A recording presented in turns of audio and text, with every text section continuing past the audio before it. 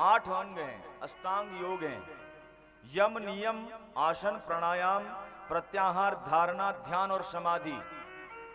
भगवान शंकर भी समाधि में थे, मतलब अष्टांग योग के सबसे शीर्ष में थे, जहां भगवान का दर्शन प्राप्त हो रहा था। संसार के कल्याण के लिए त्याग दिया। यहां से एक सूत्र हमें प्राप्त होता है कि अगर मेरे सुख से किसी को दुख हो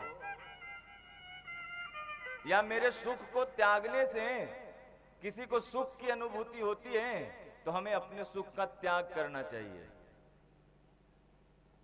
बाबा शंकर कहते हैं मंगलाचरण में,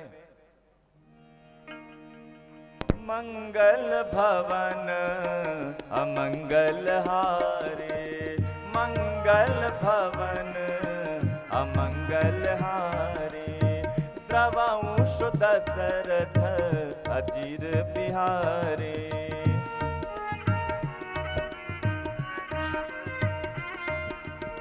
बंदऊ पाल रूप सोई रामू, बंदऊ पाल रूप सोई रामू, सब विधि सुलभ जपत जी सुनामू।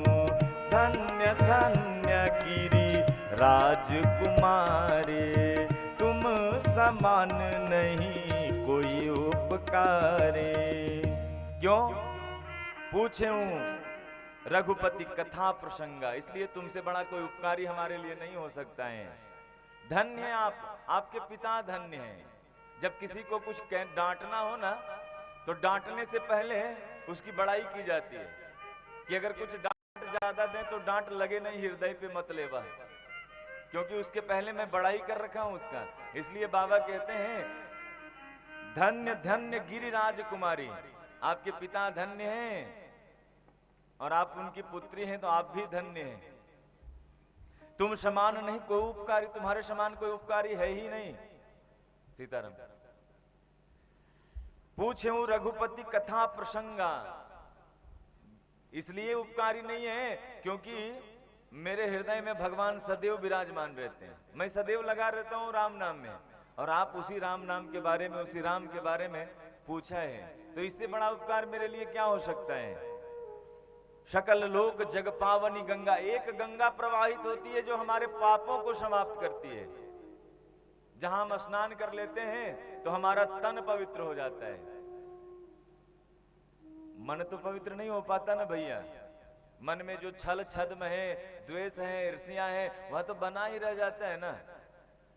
लेकिन जो इस राम कथा रूपी गंगा, जो पार्वती आपके कहने से आज प्रवाहित होने वाला है, उस गंगा में अगर किसी ने डुबकी लगा ली ना, तो तन तो पवित्र हो ही जाता है, मन भी पवित्र हो जाता है, हृदय भी पवित्र हो जाता है। इसलिए आप बड़ा उपकार मेरे ऊपर है आपका।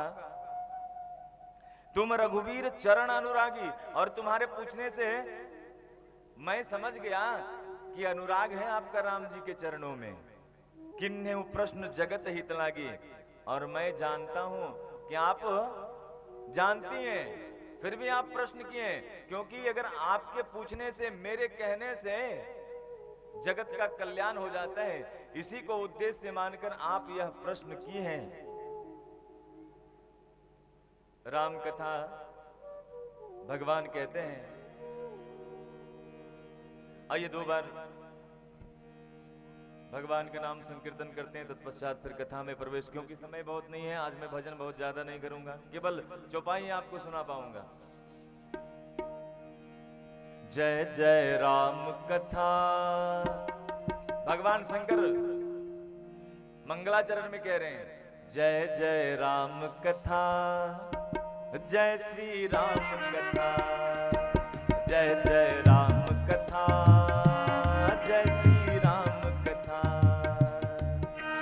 जिसे श्रवण कर मिट जाती है, जिसे श्रवण कर मिट जाती है जन्म जन्म की व्यथा। जय जय राम कथा, जय श्री राम कथा, जय जय राम कथा, जय श्री राम कथा।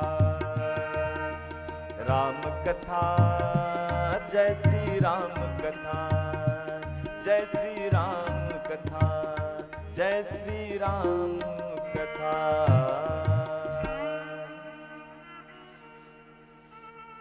भगवान कहते हैं कि हमारे अधिकार क्षेत्र में कर्म है, कर्म करना हमारे अधिकार में है, फल देना तो भगवान के हाथों में है। हम फसल लगाते हैं, लेकिन उस फसल में फल आएगा कि नहीं ये तो परमात्मा सुनिश्चित करते हैं। हमारा काम है फल लगाना नहीं, फसल लगाना। और भगवान का काम है उस फसल को उगाना, उसमें लगाना, लगेगा नहीं लगेगा उनके अधिकार क्षेत्र की बात है।